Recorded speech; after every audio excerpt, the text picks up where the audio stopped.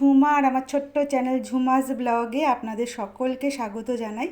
আর এখন সকাল 7টার মতো বাজে, নিচে সমস্ত কাজপাট সারা হয়ে গেছে আর চলে এসেছি আমি ওপরে। আর এই দেখো ওপরে এসে দেখি ড্রেসিং টেবিলের হালাত পুরো একদম বেহাল হয়ে আছে। চলো এটাকে আগে সুন্দর করে আমি ক্লিন করে নিই। তো চলো পরিষ্কার করতে করতে তোমাদেরকে আমি একটা কথা বলি যে আমার ভিডিও তুলে দেওয়ার মতো কেউ নেই। আমার ভিডিও তুলতে ভীষণই অসুবিধা হয়। বন্ধুরা, সুন্দর করে ভিডিও তুলতে কিন্তু যে কোনো একটা ব্যক্তির প্রয়োজন হয়, কিন্তু আমার ক্ষেত্রে সেটা একটু খুব মুশকিল হয়ে গেছে। কারণ দুটো ছোট ছোট বাচ্চা, ওরা মানে ভিডিও যে তুলে দেবে ওদের একটু অসুবিধা হয়, যেহেতু ওদের স্কুল থাকে, পড়া, টিউশন সমস্ত কিছু থাকে, সেজন্য ওদেরকেও বলতেও পারি না।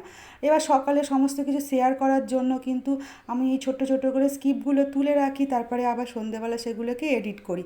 তারপর দেখো সুন্দর করে ভয়েস দেওয়ার জন্য একটা ছোট্ট বেশ ভালো একটা জায়গা চাই যেখানে কোনো সাউন্ড না প্রবেশ করে। তো এই সমস্ত করতে গেলে আমার কিন্তু ভীষণ অসুবিধা হয়। আর এই দেখো আমি ছোটো ছোটো করে অনেকে কমেন্ট করেছে, দিদিভাই তুমি ফুল ভিডিও কেন করো না? তো ফুল ভিডিও করার জন্য তো আমার মানে সেই যে বললাম যে কোনো একটা ব্যক্তি চাই আমার, যাতে ভিডিওটা তুলে দেয় সুন্দর করে। এবার আমি একা একা কীভাবে ভিডিও সুন্দর করে আমার নিজের পুরো ফুল ভিডিও তুলবো বলো? এবার মেয়েদেরকে বললে ওরা তো বিভিন্ন কাজে ব্যস্ত থাকে, আর মেয়েদের বয়স তো খুবই কম, আর ওরা তুলবে কী করে? ওদেরও অসুবিধা হয়, আর সবসময় আমি বলতেও পারি না।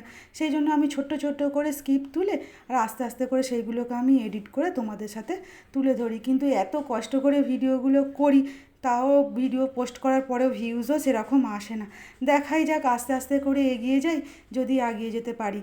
তো কিন্তু ভিডিওগুলো আমাকে একটু লুকিয়ে লুকিয়ে তুলতে হয়, তার কারণ হচ্ছে যে সমস্ত লোকজন আমাদের আশেপাশে ঘোরাঘুরি করে, সেই জন্য আমাকে আলাদাভাবে ভয়েস দিতে হয়। আমি যে সঙ্গে সঙ্গে কাজ করার সাথে সাথে ভয়েস দেবো সেটারও অসুবিধে।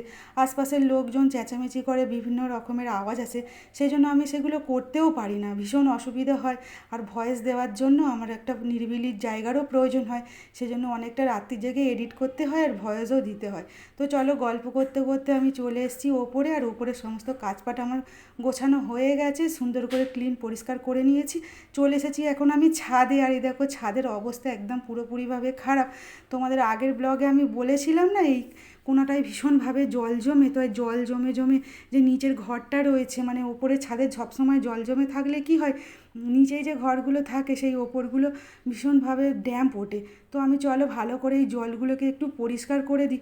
আর কতবার পরিষ্কার করব বলো? বর্ষার সময় ভীষণভাবে এই জলগুলো পড়ে। আর পাশে একটা কাঁঠাল গাছ আছে, কাঁঠাল গাছের জল টিপটিপ করে পড়ে জলগুলো জমে যায়। আর জানি না যখন ঢালাই হয়েছিল তখন কী প্রবলেম হয়েছিল জানি না, ওদিকটা একটু নিচু হয়ে গিয়েছিল না, সেই জন্য বারে বারে জল জমে। আর বারে বারে আমি পরিষ্কার করি, কিন্তু বর্ষার সময় বারে বারে জল জমলে পরিষ্কার করাটাও তো আমার অসুবিধে হয়ে যায় না। তাই জন্য আমি বলেছিলাম গাছগুলো একটু ছিটিয়ে দিতে। তো চলো গল্প করতে করতে আমি নিচেই চলে এসেছি, নিচের সিঁড়িটা ভালো করে ঝাড় দিয়ে পরিষ্কার করে নিই। আর এই দেখো উপরের ঘর কিন্তু আমি প্রত্যেক দিন পরিষ্কার করি ঠিকই, কিন্তু মুছি না, সপ্তাহে 2 দিন মুছি।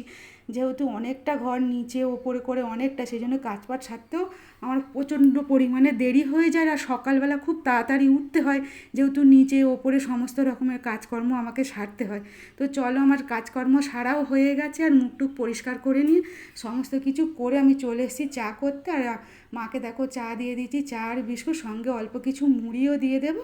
মা এটা খেয়ে নেবে। চলো আমি চা খেয়ে নিই, তারপর আমি মেয়েদের জন্য বানিয়ে দেবো টিফিন, যেহেতু ওরা স্কুলে যাবে। আর আজকে ভাবছি একটু হালকা করে চিড়ের পোলাও বানিয়ে দেবো, সেই জন্য আমি গাজর আর বাঁধাকপি কুটে নিয়েছি, যেহেতু এখন সেরকম সবজি পাওয়া যায় না। আর এই দেখো চিড়েটা আমি একটু সুন্দর করে পরিষ্কার করে নিয়েছি, যেহেতু বর্ষার সময় চিড়েটা একটু ভীষণভাবে একটু গন্ধ মতো ছাড়ে, সেই জন্য ভালো করে পরিষ্কার করে নিয়েছি। আর আমার কমপ্লিট হয়ে গেছে চিড়ের পোলাও।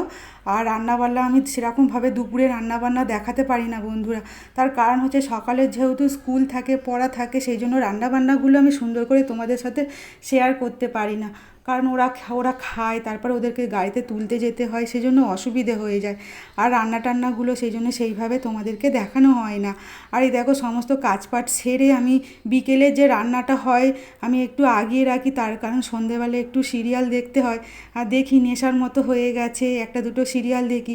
আর সেই জন্য আমি দুপুরের রান্নাটা করে নিয়ে খাওয়া দাওয়া কমপ্লিট করে এবার বিকালবেলা চলে এসেছি রাতের খাবার বানানোর জন্য। আর এই দেখো আজকের বানাবো আমি পটল আলুর তরকারি। আর পটল ভাজতে ভীষণ পরিমাণে দেরি হয়, কি আর করা যাবে, এখন তো সেরকমভাবে সবজি টবজি পাওয়া যায় না। তো ভাবলাম আজকের পটলের তরকারি করতে, আবার সিজনের সবজি তো খেতেই হবে।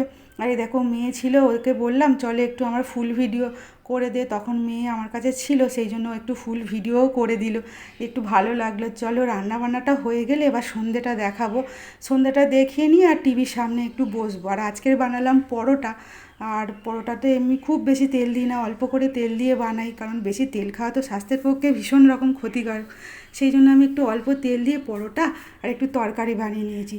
তো চলো মা ওদিকে দেখতে বসে গেছে টিভি, আর আজকের ভিডিওটা এখানেই এন্ড করে দিচ্ছি।